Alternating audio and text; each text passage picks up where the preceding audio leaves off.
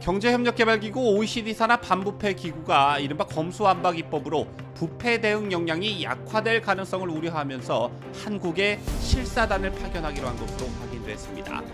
검수완박 법안이 국회 표결과 공포를 거쳐 2022년 9월 시행이 됐고 약 1년 3개월 만에 실사단 파견 결정이 이루어진 것인데요. 회의에서 회원국들은 한국의 검찰청법, 형사소송법 개정에 따른 부패 대응 역량 약화 및 수사 지연 가능성에 우려를 표시하면서 이같이 결정한 것으로 전해졌습니다. 세계 무슨 국가전망실인지 모르겠는데 관련 소식 발빠르게 전달합니다.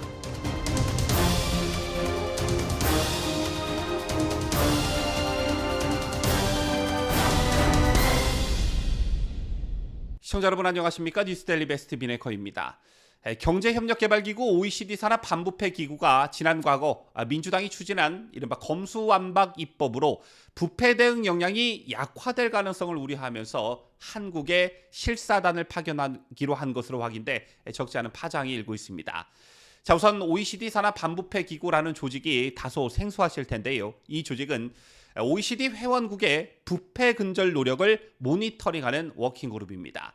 그런데 이 단체가 검수완박을 우려해 한국에 실사단을 파견하기로 했다는 것인데 우선 보도 내용을 보면 이렇습니다. 법조계에 따르면 OECD 뇌물방지 작업반은 지난해 12월 초 프랑스 파리의 OECD 본부에서 열린 2023년 4분기 정례회의에서 올해 상반기 중 한국의 실사단을 파견하기로 결의했습니다. 검수완박 법안이 국회 표결과 공포를 거쳐 2022년 9월 시행됐으니까 약 1년 3개월 만에 실사단 파견 결정이 이루어진 것인데요. 당시 회의에서 회원국들은 한국의 검찰청법, 형사소송법 개정에 따른 부패 대응 역량 약화 및 수사 지연 가능성에 우려를 표시하면서 실사단을 한국에 파견하기로 결의했습니다.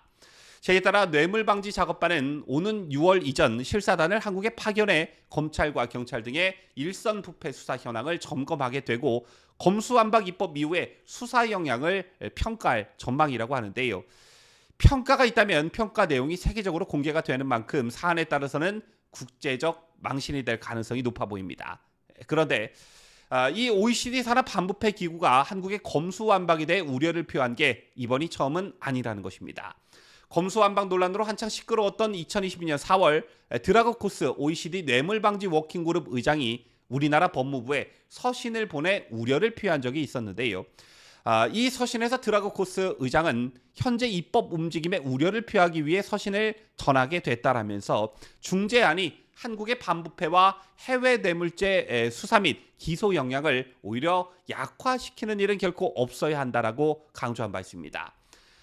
다시 한번 상기시켜드리자면 OECD 뇌물방지 워킹그룹은 1997년 국제상거래 과정에서의 뇌물 공여를 범죄로 규정한 국제협약이 발효된 후에 회원국들의 부패 근절 노력 등에 대한 모니터링 역할을 맡고 있는 단체입니다.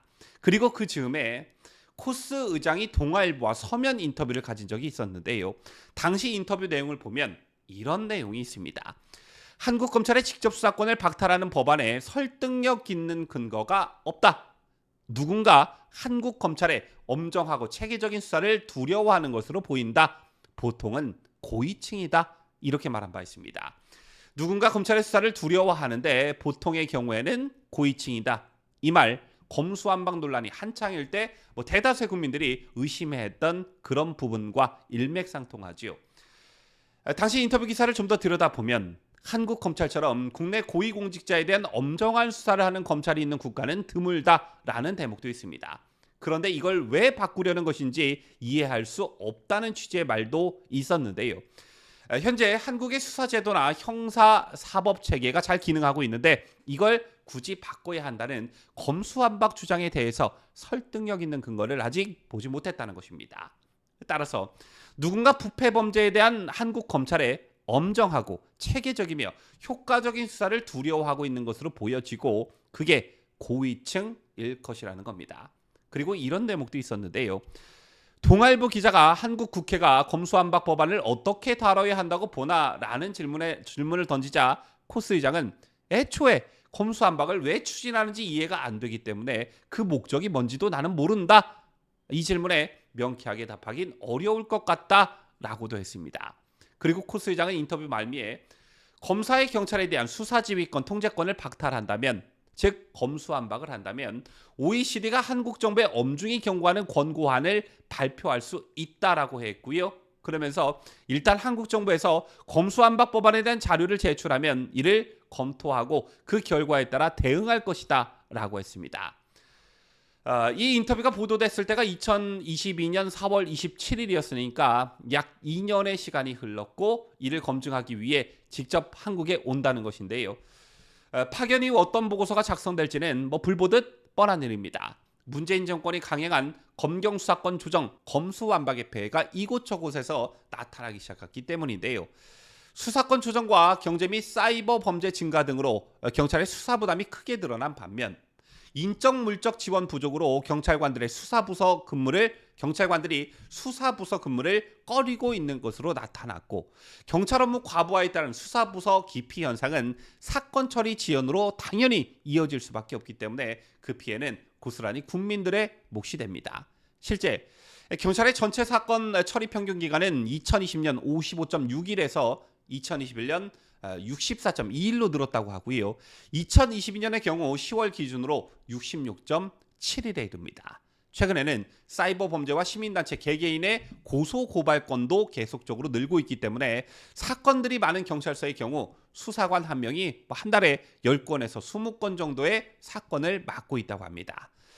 때문에 경찰의 수사부서 기피 현상은 가히 심각한 상황인데요.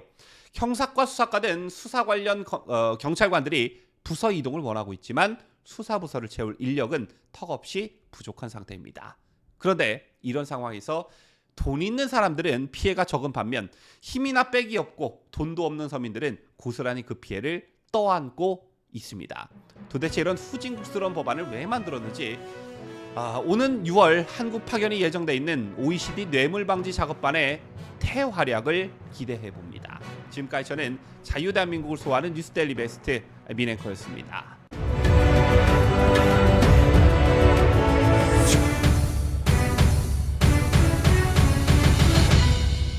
함께해요. 뉴스데일리 베스트.